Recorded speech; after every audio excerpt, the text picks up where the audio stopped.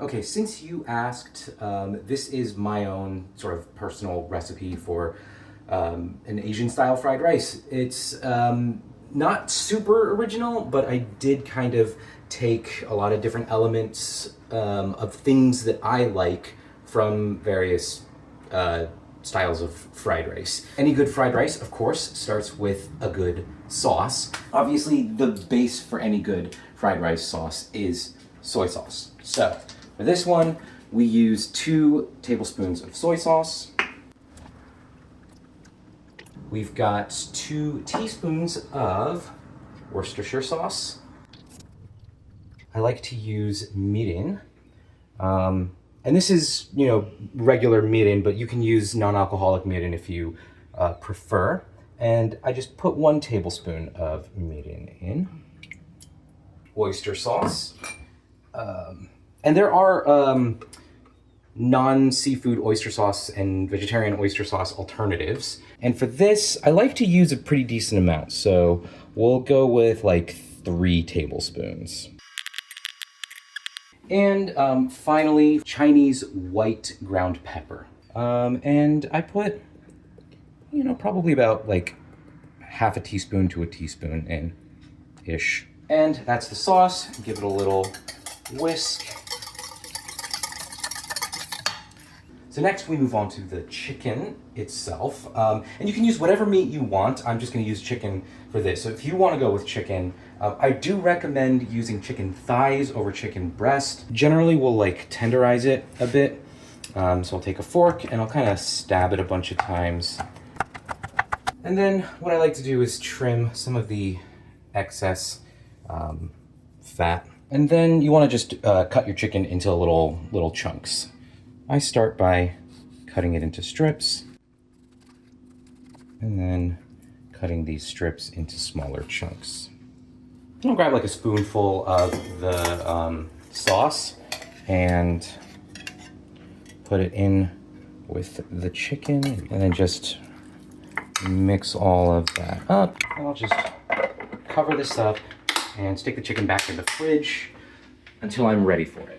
For my aromatics, I've got just 3 cloves of garlic. It's not very garlic heavy, so we don't really want to use a whole lot of garlic. I've just got 1 little knob of ginger. In general, I'm not a big fan of single-use tools, but this is small enough to fit in a drawer and it doesn't take up a whole lot of space. This is a garlic press, and I swear by this because mincing garlic can take a whole lot of time. And then, because I'm Japanese, I like to peel the ginger, but you don't have to if you don't want to. We're gonna go ahead and chop an onion. And a small onion for this will suffice. You don't really need to use a whole lot of onions. If you've got a larger onion, I would say use like half an onion. And we'll just cut it into small-ish cubes.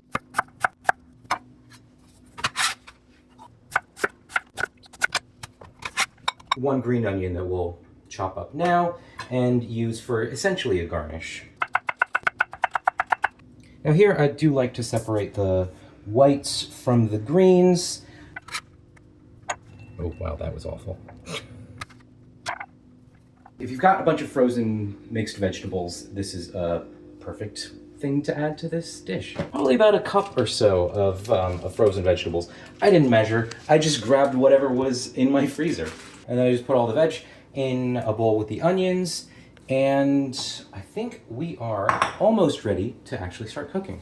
If you're Asian and you've ever made fried rice or been around family members who've made fried rice, you've probably heard the phrase day-old rice. You never want to cook your fried rice or cook your rice fresh from the rice cooker, because if you do that, you're going to end up with a lot of additional moisture in your rice that's not conducive to making a really tasty fried rice, and it'll end up kind of sort of a mushy mess. So you do want to have at least day-old rice, but I would say 2 to 3 days past when you made the rice fresh is going to yield probably the best results. Here I've got a bunch of rice that I made leftover rice from a few days ago. And what you really want to do is break it up as much as you can, because if it comes out in like clumps when you're cooking, it's going to be harder to cook. We're going to go ahead and start cooking now. So the perfect tool for fried rice really is a wok. If you don't have a wok, a large frying pan will do, but you really want to have a wok. And you can get yourself a cheap wok like this, and even good quality woks. This is not a good quality wok, but even good quality woks, a good carbon steel wok is really not going to set you back a whole lot. And you can find them for relatively cheap. So we'll go ahead and heat this up on probably like a medium-ish heat. We'll let this get to temp. A good carbon steel wok is probably your best bet. Unfortunately, this isn't one of those, but I think we'll still get some pretty good results. All right, once your pan is nice and hot, I've turned the heat down just a smidge, and then I go ahead and use neutral flavored oil, like vegetable oil or avocado oil, and it's probably about roughly a tablespoon or so. Give that wok a nice coating, and go ahead and put in our aromatics. So our ginger and our garlic go in first.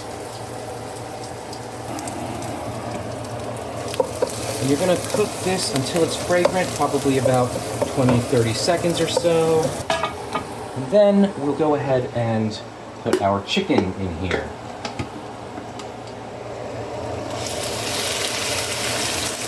We're gonna cook the chicken until it's no longer pink. And at this point, I like to throw in a little bit of Ajinomoto. Obviously, you can skip this if you prefer, but this is Asian cooking. You gotta add the good old MSG. At this point, I'll go ahead and toss in my vegetables and onions, and then toss in a strong pinch of salt. You're gonna cook until the onions start to get a bit translucent, and then at this point I'll go ahead and throw in my rice, continuing to break it up as I go. Again, those sticky clumps are not helpful. All right, so I moved everything over to one side of the wok to give myself a little space for some eggs. A pinch of salt. Break the yolks, give them a light beating. Probably a good idea to put a little bit more oil. And then throw the eggs there on that side. And you're gonna let the eggs cook. And once the eggs solidify, you're gonna start tossing it in with everything else. At this point, grab that sauce and pour it right in there. Give everything a good mix. At this point, I like to sprinkle a little bit more Ajinomoto.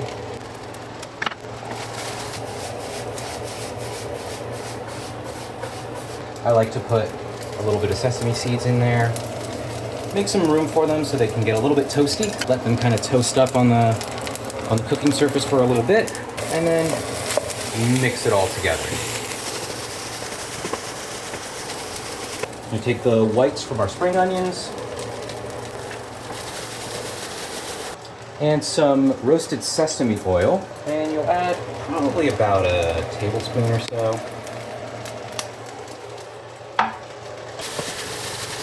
And finally, the greens from your spring onions. And there you have it, your fried rice is ready to serve. To plate it, I like to plate Japanese style. So put it in a little rice bowl, grab the plate,